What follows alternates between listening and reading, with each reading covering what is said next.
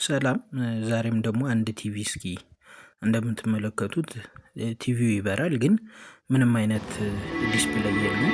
ይህን ዲስፕሌይ ለማስተካከል እስኪ አብረን እንሞክር።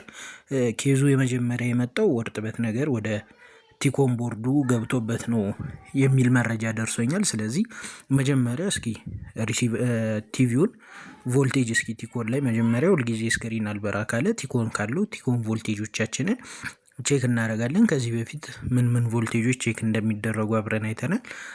ዛሬም እስኪ እነሱን ቮልቴጆች ቲኮን ላይ ቼክ እናድርግ። የመጀመሪያው ተጽፎ ያገኙት ቪጂኤል የሚለው ሲሆን -8.19 ቮልቴጅ ያለው አሪፍ የሚባል ቮልቴጅ ነው።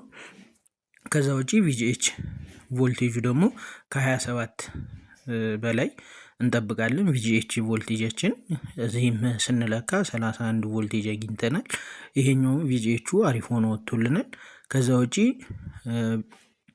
ኤቪዲዲ እና ቪሲሲ ቮልቴጆቻችንን እንለካለን። እነሱን እና ቪኮም ቮልቴጆችን ስንለካ ትክክለኛ ቮልቴጅ እያመጣልን ስለሆነ ይሄ ቪኮም ቮልቴጃችንን ነው። ቪሲሲ ቮልቴጃችን ደግሞ 3.3 ቮልቴጃችን በትክክል ትመጣልናለች ቮልቴጁን ስንለካ። ስለዚህ ይሄ ማለት ቲኮኑ በጣም ጤነኛ ነው ማለት ነው። ስለዚህ ከዚህ በኋላ ወደ ፓናል እንገባና ፓናላችን ምን አይነት ችግር ገጥሞት ይሆን በውሃው ምክንያት የሚለውን ነገር ኬብል እየነቀልን ቼክ እናደርጋለን ማለት ነው። ይሄ ቪሲሲ ቮልቴጁ 3.3 ቮልቴጅ በትክክል ወጥቶልናል። አድራሻ እንግዲህ ደብረ ብርሃን ነው። ብዙዎቹ ከአዲስ አበባ እየደወላችሁልኝ ነው ያላችሁት። ደብረ ብርሃን አካባቢ ያላችሁና እንዲህ አይነት አገልግሎት የምትፈልጉ ደውሉልኝ። ይሄ እንግዲህ ከቲኮን አውትፑት በኩል ስንነቅለው ኬብሉ ንጹህ ነው። ከዛኛው ወደ ፓናል የሚሰካው ላይ ደግሞ ስንነቅለው ቮልት ኬብሉ የሻገተና እንደዚሁም የተቆረጠ መስመር አግኝቼበታለሁ። ይህንን ጃምፕ ለማድረግ አስቸጋሪ ስለሆነ ሌላ ከሚሰራ ቲቪ ላይ ይህን ኬብል እንቀይርለታለን ማለት ነው። ይህን ኬብል ከቀየርን በኋላ ደግሞ ያለውን ፕሮግረስ ወይም ለውጡን አብረን እናያለን። ይሄ ከሚሰራ ቲቪ ላይ ወይም ስክሪናቸው ከተሰበሩ ላይ የሚገኝ ኬብል ስለሆነ በሁለቱም ሳይድ ንጹህ ስለሆነ ይሄኛውን ሰክተን አብረን ለውጡን እናያለን ማለት ነው። ይህ ኬብል የሚያገለግለን ቲኮኑንና ፓናሉን ለማገናኘት ሲሆን ይህንን ቮልቴጅ ከቀየርን በኋላ እስኪ ቲቪው ላይ ምን አይነት ለውጥ አለ የሚለውን ነገር በደንብ መጠንቀቂያ እናያለን ማለት ነው። ከዛ ውጪ ግን ውሃ ወይም እርጥበት የነካው አይነት ነገር መስሎ ከተሰማን ቲቪውን ቶሎ ወደ ቴክኒሽያን ወስድን በቲነርም ሆነ በሌላ ነገር ማጸዳት ይጠበቅብናል። ምክንያቱም ውሃ አስተላላፊ ስለሆነ ቮልቴጅ በሚያልፍበት ሰዓት ቮልቴጅ ያለበትን መስመር በመቁረጥ እንዲሁም የተለያዩ ኮምፖነንቶችን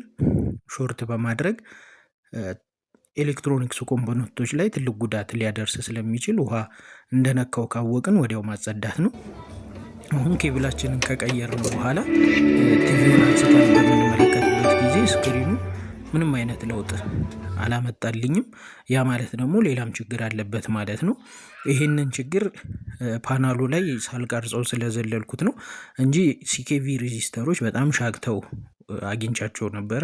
እነሱን ሬዚስተሮች አጽድቼ መቀየር ያለባቸውን ወይም በጣም የበሰበሱት ቦታዎች ላይ ያሉትን ሬዚስተሮች ሲኬቪ ሬዚስተሮቹን ከቀየርኩ በኋላ በሁለቱም ሳይድ ከአንደኛው ሳይድ አንድ ሬዚስተር ከአንደኛው በኩል ደግሞ 3 ሬዚስተሮችን ከቀየርን በኋላ ስክሪናችን ተስተካክሏል ማለት ነው። ሲኬቪ ሬዚስተር የምንላቸው እዚህ ጋር የምትመለከቷቸው በቲዩዘር የማመለክታቸው ሬዚስተሮች ናቸው።